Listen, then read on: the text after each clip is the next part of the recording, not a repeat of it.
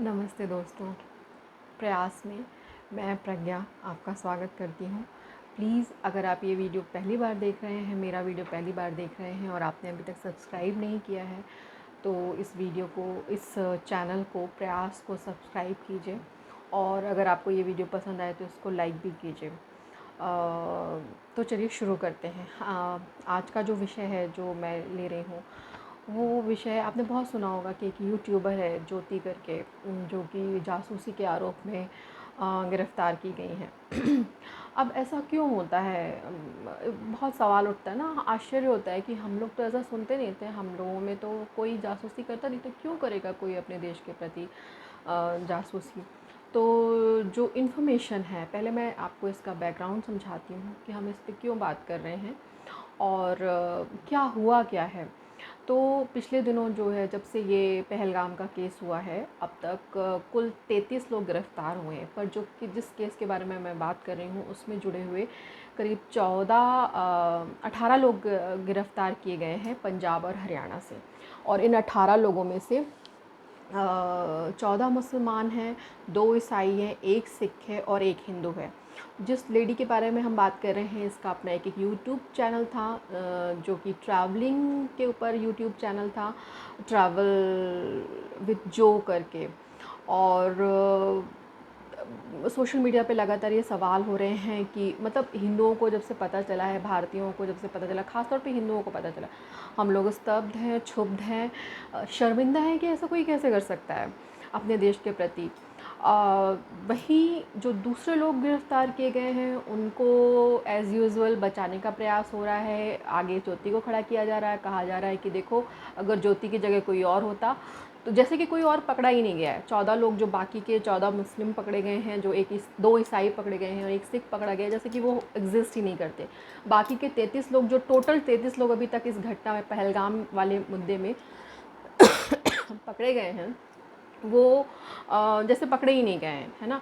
तो इन सब लोगों को, तो बाकियों को, ज्योति को छोड़ के बाकी सभी को, तो उनके अपने ख़ास तौर पे विशेष लोगों को अपने अपने समुदाय से वकील भी मिलेंगे, मॉरल सहयोग भी मिलेगा, आर्थिक सहयोग भी मिलेगा, सामाजिक सहयोग भी मिलेगा।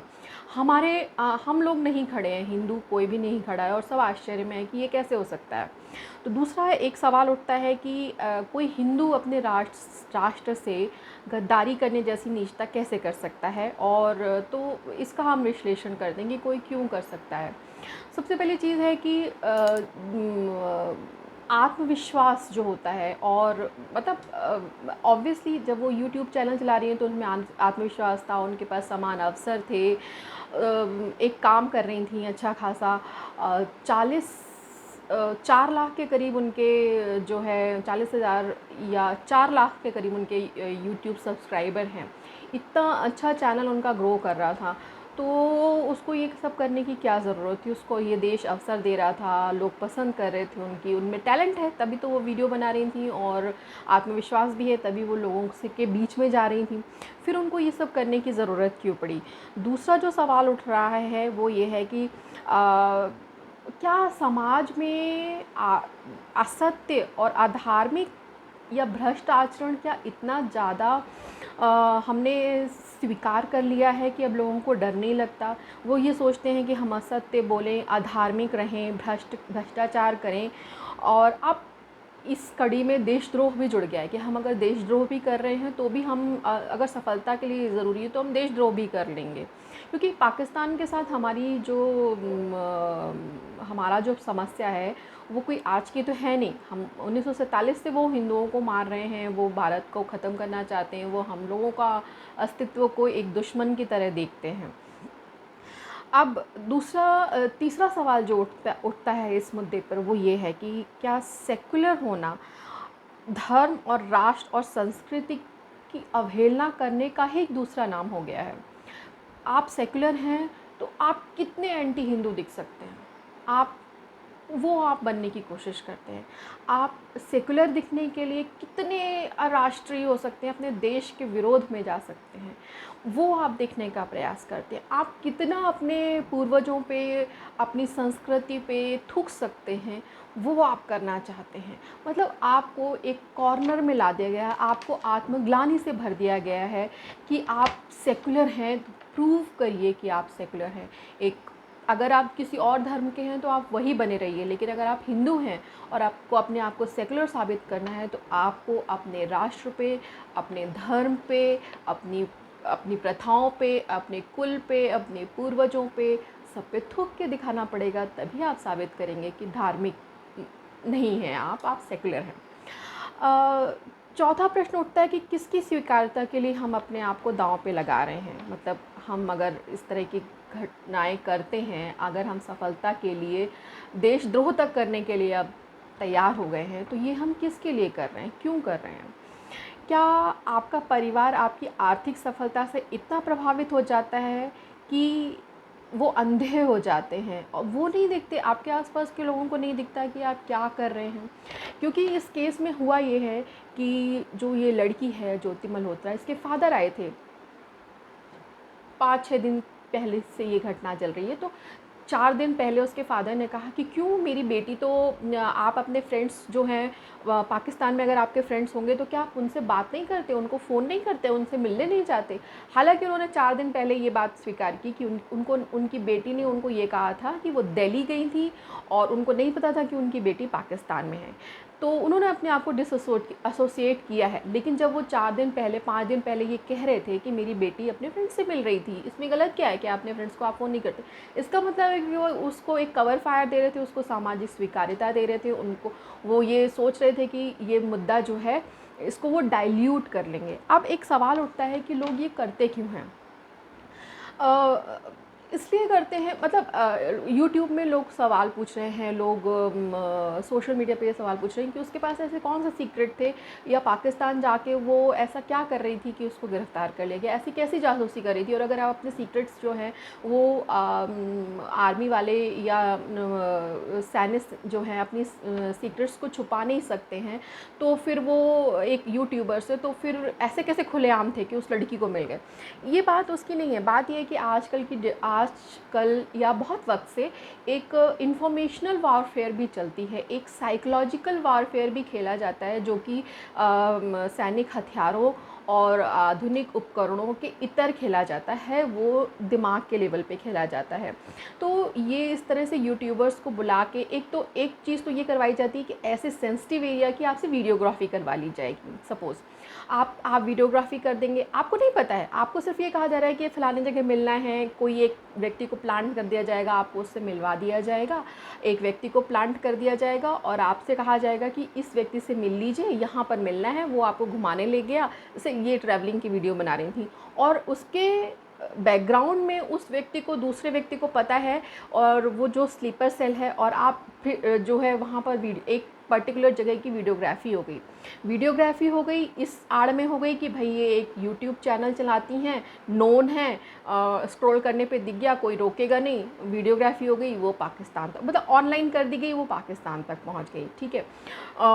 दूसरी चीज़ ये हो जाती है कि आप वहाँ पाकिस्तान में बुला के या एम्बेसी में बुला के आपको एक अच्छा ट्रीटमेंट दिया गया, आपको बहुत अच्छा महसूस कराया गया, आप उनके एक मुखपत्र की तरह हो जाते हैं, आप उनके प्रवक्ता के तौर पे काम करने लगते हैं, आप जो सिचुएशन हुई है उसको डाइल्यूट करने लगते हैं भारतीयों के लिए। जैसे कि अगर इस ज्योति मल्होत्रा का आप वीडियो देखें पहलगाम पे, तो वो सारा ब्लेम जो है वो उन घूमने वालों के ऊपर डाल रही है, भारतीयों के ऊपर डाल रही हैं, भारतीय सेनाओं के ऊपर डाल रही हैं, सुरक्षा कर्मियों के ऊपर डाल रही हैं। लेकिन वो ये कहने को तैयार नहीं है कि जिन्होंने किया, जिनका पाकिस्तानी लिंक है, ये वो लोग जो इस्लामिस्ट हैं, जिन्होंने धर्म पूछ के लोगों को मारा, वो इसके रिस्पॉन्सिबल है, वो ये कहने को तैयार नहीं है। तो इसका मतलब ये हुआ कि आप सिचुएशन को डाइल्यूट करने लगते हैं, आप कहने लगते हैं कि क्यों पाकिस्तान की, मतलब आप पाकिस्तान को पहले कटघरे से छुड़ाते हैं कि पाकिस्तान वालों ने नहीं किया है, पाकिस्तानियों ने नहीं किया, फिर कहते हैं कि कुछ लोगों ने किया है, फिर वो चंद लोग, तो वो भारत में भी चंद लोग खराब ख़राब हैं और वो ऐसा करते हैं और वो वैसा करते हैं, तो आप इस तरह से पाकिस्तान का सपोर्ट कर रहे हैं।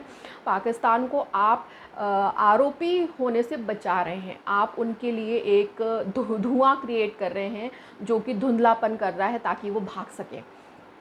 इसलिए ये जो सारी चीज़ें हैं ये परेशानी वाली हैं। हमें ये सब चीज़ें अपने समाज में नहीं एक्सेप्ट करनी चाहिए। हमें आपको और हमें ये देखना चाहिए कि हम आगे बढ़ने के लिए, क्योंकि ये लाइक के लिए किया उन्होंने, उनको लाइक, अगर बहुत बड़ी यूट्यूबर होती, बहुत अच्छा कंटेंट बना रही होती तो उनको ज़रूरत नहीं थी और वो कंट्रोल में भी नहीं आती, लेकिन वो क्योंकि मीडियोकर थी और उनको आगे बढ़ना था, उनको और ऑप्शंस चाहिए थे, उनको लगा कि पाकिस्तान जाने से उनको फ़ायदा होगा, पाकिस्तान वीडियो बनाने से उनको और सब्सक्राइबर मिलेंगे, लाइक्स मिलेंगे, जो लाइफस्टाइल उनको दी गई, जिस तरह की लाइफस्टाइल उनको दी गई, जितना पैसा दिया गया उनको इस सब कामों के लिए, उनको लगा कि यही तो वो कमाना चाह रही थी, वो सबके दिलों की धड़कन बनना चाह रही थी, वो इन्फ्लुएंसर बनना चाह रही थी कि लोगों के ऊपर उनका प्रभाव पड़े, वो ये चाह रही थी। तो ये सब के चक्कर में हम क्या अपने देश को, क्या हम ये अब स्वीकार करने की स्थिति में आ गए हैं कि अब देशद्रोह भी चलेगा, असत्य होना चलेगा, अधार्मिक होना चलेगा, भ्रष्ट होना चलेगा, अब क्या देशद्रोह भी चलेगा सफलता के लिए? क्या हम इस स्तर तक नीचे गिर गए हैं? क्या हमने अपने समाज को इस स्तर तक नीचे गिरा दिया? ये एक सोचने का विषय जो मैं आपके पास छोड़ रही हूँ। दूसरा, इसको ख़त्म करने से पहले मैं आपको एक बात बताती हूँ। विवेकानंद जी ने कहा था कि जो कन्वर्जन है, कन्वर्जन इन आप जो जिस व्यक्ति का होता है, इसका मतलब ये नहीं है कि आपके धार्मिक ग्रुप से, आपके अपनों में से कोई एक व्यक्ति कम हो गया। उन्होंने कहा कि वो जो कम हो गया व्यक्ति, वो एक दुश्मन बढ़ गया आपका। तो ये भी एक चीज़ है जिसको आपको ध्यान में रखनी चाहिए कि जो कन्वर्जन है वो ज़रूरी नहीं है कि आप अपने नाम के आगे लिखें तभी हो। क्या आपको सेकुलर बनाने की आड़ में आपको आपके धर्म, आपकी राष्ट्र और आपके अपने संस्कृति के प्रति नास्ता पैदा की जा रही है, आपको उसका ही दुश्मन बनाया जा रहा है? विचार करिएगा और अपने आसपास नज़र रखिएगा, अपने बच्चों को बताइएगा कि सफलता के लिए भ्रष्ट, असत्य और देशद्रोही होने की आवश्यकता नहीं है। Thank you. फिर मिलते हैं एक नए वीडियो के साथ।